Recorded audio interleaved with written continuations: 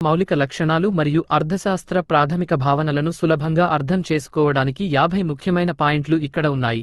భారత ఆర్థిక వ్యవస్థ మౌలిక లక్షణాలు 1 నుండి 25. 1. మిశ్రమ ఆర్థిక వ్యవస్థ, మిక్స్డ్ ఎకానమీ. 2. భారతదేశం ఒక మిశ్రమ ఆర్థిక వ్యవస్థ. ఇక్కడ ప్రభుత్వ రంగం, పబ్లిక్ సెక్టర్, మరియు ప్రైవేట్ రంగం, ప్రైవేట్ సెక్టర్ కలిసి పనిచేస్తాయి. 3. కీలక పరిశ్రమలు, రైల్వేలు, రక్షణ మొదలైనవి ప్రభుత్వం ఆధీనంలో ఉంటే మిగిలిన రంగాలు ప్రైవేట్ వ్యక్తుల చేతుల్లో ఉంటాయి. 4. వ్యవసాయ రంగ ప్రాధాన్యత. 5. భారతదేశం ప్రధానంగా వ్యవసాయ ఆధారిత దేశం. ఇప్పటికీ దేశ జనాభాలో దాదాపు 45%కి పైగా ప్రజలు జీవనోపాధి కోసం వ్యవసాయంపైనే ఆధారపడుతున్నారు. 6. జాతీయ ఆదాయంలో జీడీపీ వ్యవసాయ రంగం వాటా తగ్గుతున్నప్పటికీ ఉపాధి కల్పనలో ఇది ఇప్పటికీ అగ్రస్థానంలో ఉంది. 7. అల్ప తలసరి ఆదాయం, లో పర్ క్యాపిటల్ ఇన్కమ్. 8. బృహత్తర జనాభా కారణంగా ప్రపంచంలోని పెద్ద ఆర్థిక వ్యవస్థలతో పోలిస్తే భారతదేశంలో తలసరి ఆదాయం తక్కువగా ఉంది. 9. తలసరి ఆదాయం తక్కువగా ఉండటం వల్ల ప్రజల పొదుపు మరియు పెట్టుబడి సామర్థ్యాలు కూడా తక్కువగా ఉంటాయి. 10. జనాభా ఒత్తిడి మరియు వృద్ధి. 11. భారతదేశం ప్రపంచంలోనే అత్యధిక జనాభా కలిగిన దేశం. జనాభా వేగంగా పెరగడం వల్ల వనరులపై ఒత్తిడి పెరుగుతుంది. 12. అయితే భారతదేశంలో పనిచేసే వయస్సు గల జనాభా 15 నుండి 64 సంవత్సరాలు ఎక్కువగా ఉండటం వల్ల దీనిని డెమోగ్రాఫిక్ డివిడెండ్ లేదా జనాభా లబ్ధి అని పిలుస్తారు. 13. నిరుద్యోగం మరియు అల్ప ఉపాధి. 14. భారత ఆర్థిక వ్యవస్థలో నిరుద్యోగం ఒక పెద్ద సమస్య. ముఖ్యంగా ప్రచ్ఛన్న నిరుద్యోగం, డిస్గైజ్డ్ అన్ఎంప్లాయ్మెంట్, వ్యవసాయ రంగంలో ఎక్కువగా కనిపిస్తుంది.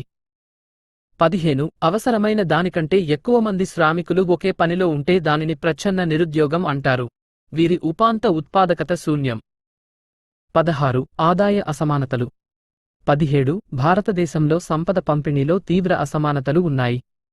సంపదలో ఎక్కువ భాగం కొద్దిమంది చేతుల్లోనే కేంద్రీకృతమై ఉంది. 18. గ్రామీణ మరియు పట్టణ ప్రాంతాల మధ్య ఆర్థిక వ్యత్యాసాలు కూడా ఎక్కువే. 19. మూలధన కొరత, క్యాపిటల్ స్కేర్సిటీ. 20. తక్కువ ఆదాయాల వల్ల దేశంలో పొదుపు రేటు తక్కువగా ఉంటుంది. దీనివల్ల కొత్త పరిశ్రమలు స్థాపించడానికి అవసరమైన మూలధనం, క్యాపిటల్ కొరత ఏర్పడుతుంది. 21. సాంకేతిక పరిజ్ఞానం లోపం.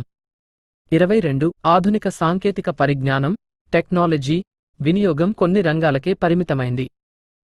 వ్యవసాయం, సాంప్రదాయ పరిశ్రమలలో ఇప్పటికీ పాత పద్ధతులనే వాడుతున్నారు. 23. సేవా రంగం ఆధిపత్యం, డామినెన్స్ ఆఫ్ సర్వీస్ సెక్టర్.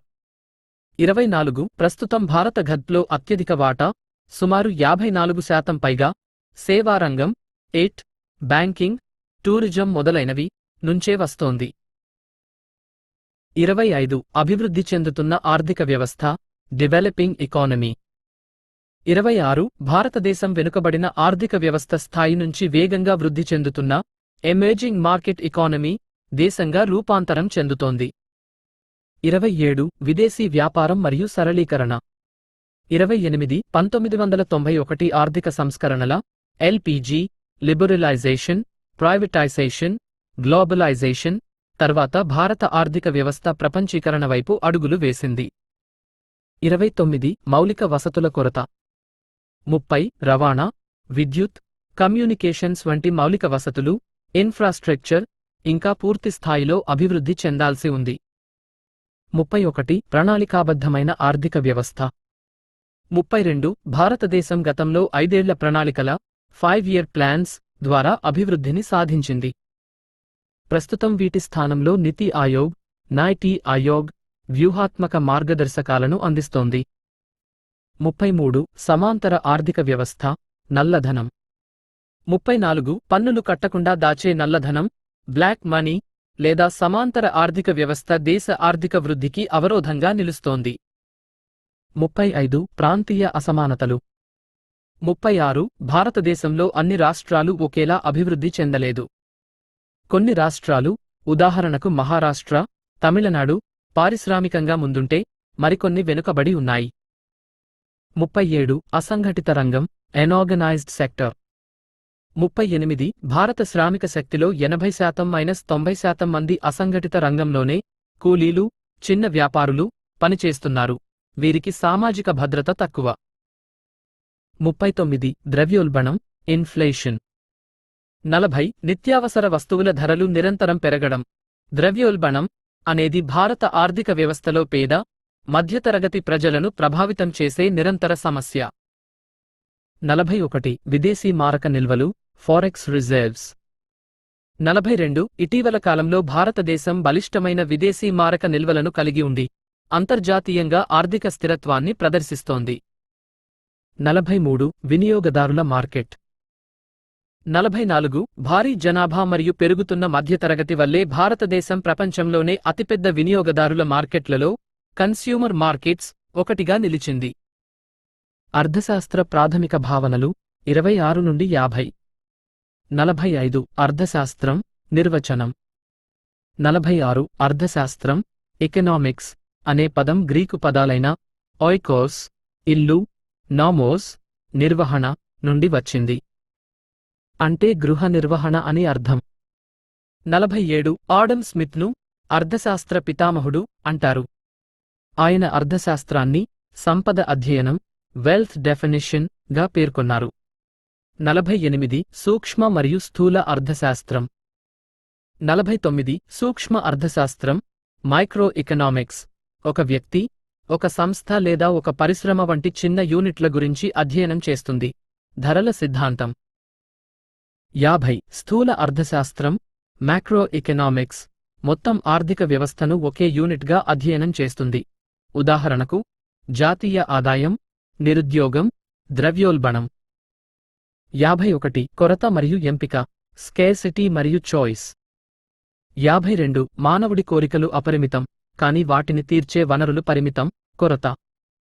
అందువల్ల లభించే వనరులను ఎలా ఉపయోగించాలో ఎంపిక చేసుకోవాల్సి వస్తుంది. 53 జాతీయ ఆదాయం, నేషనల్ ఇన్కమ్. 54 ఒక దేశంలో ఒక సంవత్సర కాలంలో ఉత్పత్తి అయిన అంతిమ వస్తు సేవల మొత్తం ద్రవ్య విలువే జాతీయ ఆదాయం. 55 స్థూల దేశీయోత్పత్తి, GDP. 56 GDP, gross domestic product ఒక దేశ భౌగోళిక సరిహద్దుల లోపల ఒక సంవత్సరంలో ఉత్పత్తి అయిన వస్తు సేవల మొత్తం విలువ. 57 స్థూల జాతీయోత్పత్తి, జీఎన్పీ. 58 జీఎన్పీ, గ్రాస్ నేషనల్ ప్రాడక్ట్ ఒక దేశ పౌరులు దేశంలో మరియు విదేశాలలో చేసిన మొత్తం ఉత్పత్తి విలువ. జీఎన్పీ సమానము జీడీపీ ప్లస్ విదేశాల నుండి వచ్చిన నికర ఆదాయం. 59 తలసరి ఆదాయం, పర్ క్యాపిటర్ ఇన్కమ్. 60 దేశ జాతీయ ఆదాయాన్ని మొత్తం జనాభాతో భాగిస్తే వచ్చేదే తలసరి ఆదాయం.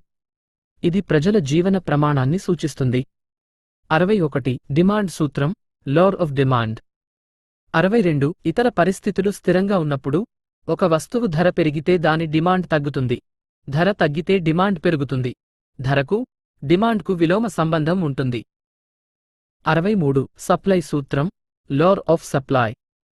64 ఇతర పరిస్థితులు స్థిరంగా ఉన్నప్పుడు ఒక వస్తువు ధర పెరిగితే దాని సప్లై పెరుగుతుంది, ధర తగ్గితే సప్లై తగ్గుతుంది, ధరకు సప్లైకి ప్రత్యక్ష సంబంధం ఉంటుంది. 65 మార్కెట్ సమతుల్యత, మార్కెట్ ఈక్విలిబ్రియం. 66 ఒక వస్తువు యొక్క డిమాండ్ మరియు సప్లై రెండు ఎక్కడ సమానమవుతాయో ఆ బిందువు వద్ద సమతుల్య ధర, ఈక్విలిబ్రియం ప్రైస్ నిర్ణయించబడుతుంది. 67 ప్రయోజనం, యూటిలిటీ. 68 మానవుని కోరికను తీర్చగల వస్తువు యొక్క శక్తినే ప్రయోజనం అంటారు. దీనిని కార్డినల్ సంఖ్యల్లో లేదా ఆర్డినల్ పోలికల్లో కొలుస్తారు. 69 బడ్జెట్, బడ్జెట్. 70 రాబోయే ఆర్థిక సంవత్సరంలో ప్రభుత్వం ఆశించే ఆదాయాలు మరియు చేయబోయే వ్యయాల, ఖర్చుల వార్షిక ఆర్థిక నివేదికను బడ్జెట్ అంటారు. 71 ద్రవ్యం, మనీ. 72 వినిమయ మాధ్యమంగా, మీడియం ఆఫ్ ఎక్స్చేంజ్ విలువల కొలమానంగా అందరిచే అంగీకరించబడే దేనినైనా ద్రవ్యం అంటారు. 73 ద్రవ్యోల్బణం రకాలు. 74 వస్తువుల డిమాండ్ పెరగడం వల్ల ధరలు పెరిగితే అది డిమాండ్ ప్రేరిత ద్రవ్యోల్బణం, డిమాండ్ పూల్ ఇన్ఫ్లేషన్. 75 ఉత్పత్తి వ్యయం, ముడిసరుకులు, జీతాలు, పెరగడం వల్ల ధరలు పెరిగితే అది వ్యయ ప్రేరిత ద్రవ్యోల్బణం, కాస్ట్ పుష్ ఇన్ఫ్లేషన్. 76 ద్రవ్య విధానం, మానిటరీ పాలసీ.